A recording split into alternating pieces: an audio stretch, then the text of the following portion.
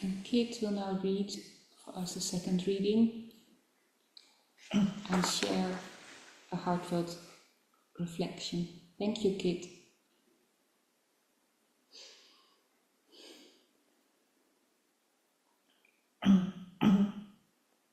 A reading from the second letter to the Corinthians.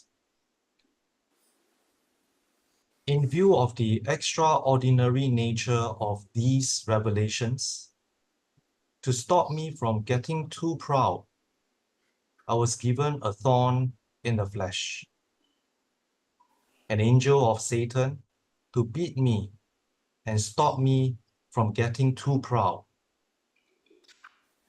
About this thing, I've pleaded with the Lord 3 times for it to leave me. But he has said, "My grace is enough for you.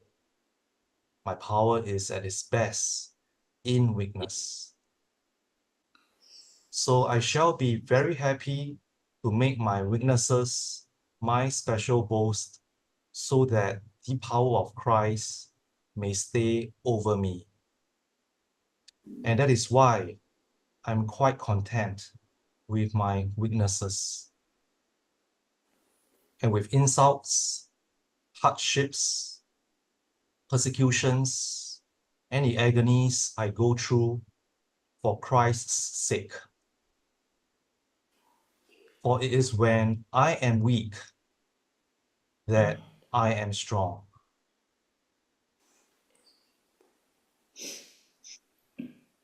This is the word of the Lord. Thanks be to God. Dear friends, I would like to offer 2 points of reflection with you and share with you how this relates to our path of meditation.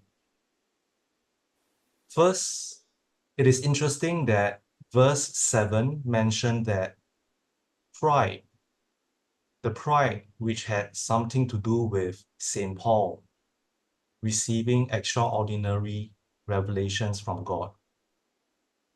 So I was wondering, what is the opposite behavior of pride? The opposite of being proud is simply to be humble. In the rule, St. Benedict had written an entire chapter on humility, covering topics from doing the will of God to acceptance of our own sufferings.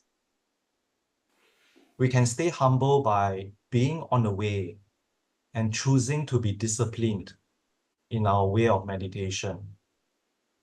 It is important to always be on the journey, and I think this will keep us grounded and humble.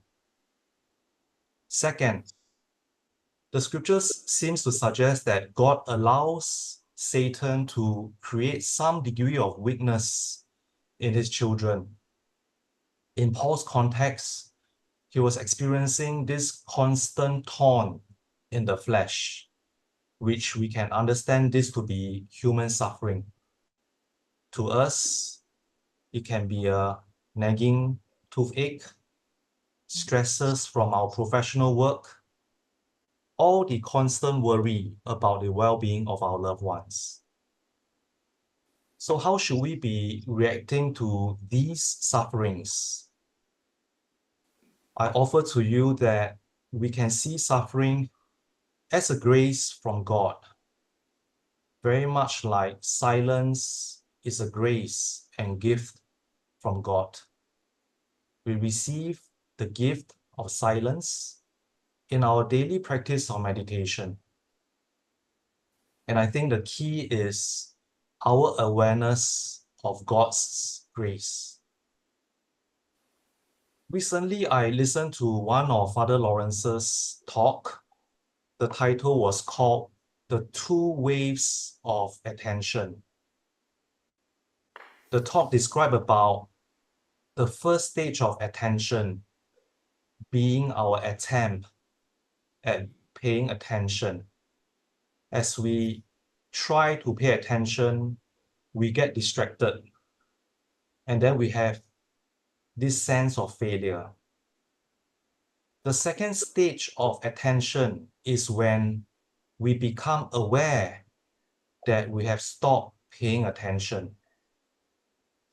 And let me read to you a part of the talk, and I quote very beautifully here. Where's that second wave of attention coming from? It's the great ocean of consciousness.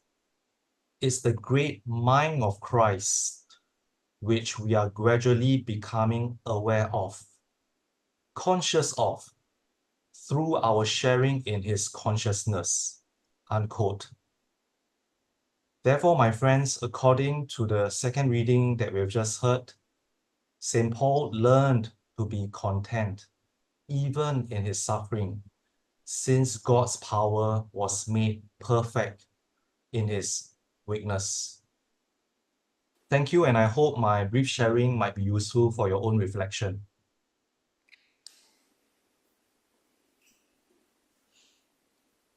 Thank you so much, Kit. Let's take a couple of moments to let it sink in.